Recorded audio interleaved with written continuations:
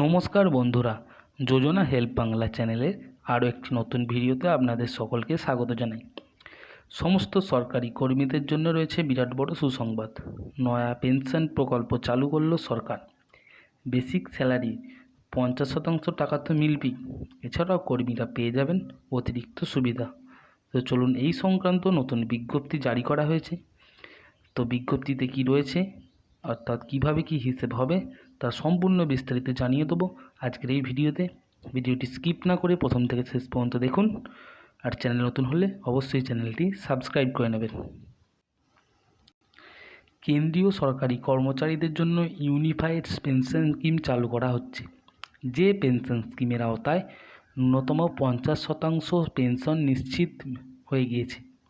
কবে থেকে সেই পেনশন স্কিম চালু হবে, কি কি সুবিধা মিলবে, তা সম্পূর্ণ বিস্তারিত জেনে নিন। সরকারি কর্মীদের জন্য একেবারে নয়া পেনশন স্কিমের ঘোষণা করল কেন্দ্রীয় সরকার।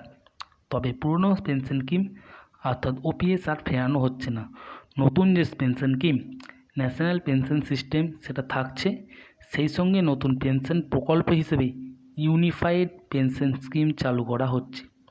শনিবার কেন্দ্রীয় মন্ত্রী অশ্বিনী বৈষ্ণব বলেন, সরকারি কর্মচারীদের জন্য ইউনিফাইড পেনশন স্কিমে অনুমোদন হয়ে গিয়েছে কেন্দ্রীয় মন্ত্রিসভায়।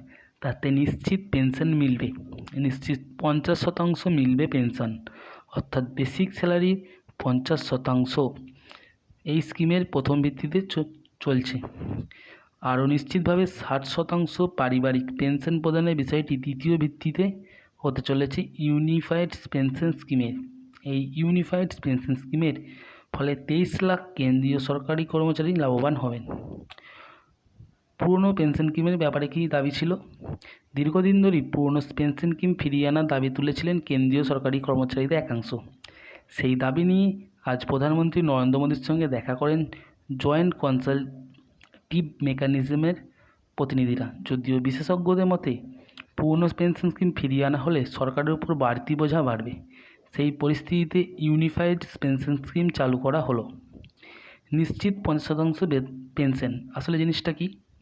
কেন্দ্রীয় সরকারের তরফে জানানো হয়েছে, অবসর গ্রহণের আগে শেষ 12 মাস যে বেসিক স্যালারি ছিল, সেই গড় বেসিক স্যালারি 50% অর্থ নিশ্চিতভাবে মিলবে। অর্থাৎ ন্যূনতম 10 বছর চাকরির ক্ষেত্রে অনুপাতের ভিত্তিতে পেনশন প্রদান করা হবে। উল্লেখ্য, পুরনো পেনশন স্কিমের আওতায় শেষ পাওয়া বেসিক স্যালারি 50% মিলত পেনশন হিসেবে, যে অঙ্কটা বাড়ত ডিয়ারনেস রিলিফ বৃদ্ধির সঙ্গে সঙ্গে। আর নিশ্চিত 60% ফ্যামিলি পেনশন মানে কি? কেন্দ্র তরফে জানানো হয়েছে, সংশ্লিষ্ট কেন্দ্রীয় সরকারি কর্মচারী মৃত্যুর ঠিক আগেই যে পেনশন থাকবে সেটা 60% নিশ্চিতভাবে মিলবে। ন্যূনতম নিশ্চিত পেনশন কেন্দ্রের তরফে আরও জানানো হয়েছে, 10 বছর চাকরি করলে ন্যূনতম পেনশন 10,000 টাকা করে মিলবেই। এছাড়া ইউনিফাইড পেনশন স্কিম বাধ্যতামূলক। ব্যাপারটা কি? ইউনিফাইড পেনশন স্কিম বাধ্যতামূলক হচ্ছে না। যে কেন্দ্রীয় সরকারিরা চাইবেন তারা ইউনিফাইড পেনশন স্কিম বেছে নিতে পারবেন, আর যে কেন্দ্রীয় সরকারি কর্মচারীরা নয়া পেনশন স্কিমে থাকতে চাইবেন তারা সেই সুযোগ পাবেন। কবে থেকে চালু হবে এই পেনশন স্কিম? 2025-26 অর্থবর্ষে ইউনিফাইড পেনশন স্কিম চালু করা হবে, যেখানে 2025 সালের 1 এপ্রিল থেকে সেই নতুন পেনশন প্রকল্প চালু করা হচ্ছে বলে জানিয়েছেন অশ্বিনী বৈষ্ণব। কেন্দ্রের কন্ট্রিবিউশন বাড়ছে, অর্থাৎ কেন্দ্রের তরফে জানানো হয়েছে যে আপাতত নয়া পেনশন প্রকল্প এনপিএস নিউ পেনশন স্কিম, তাতে কেন্দ্রীয় সরকারি কর্মচারীদের কন্ট্রিবিউশন হলো 10%, আর কেন্দ্রের কন্ট্রিবিউশন পরিমাণ হলো 14%। অর্থাৎ ইউনিফাইড পেনশন স্কিমের কন্ট্রিবিউশনের অঙ্ক কিন্তু 18.5%, যেটা অনেকটাই। তো বন্ধুরা, এই ছিল কেন্দ্রীয় সরকারের কর্মচারীর ক্ষেত্রে পেনশন স্কিম সংক্রান্ত আপডেট। তো ভিডিওটা ভালো লাগলে অবশ্যই চ্যানেলটি সাবস্ক্রাইব করে নেবেন এবং পাশে থাকবেন। ধন্যবাদ।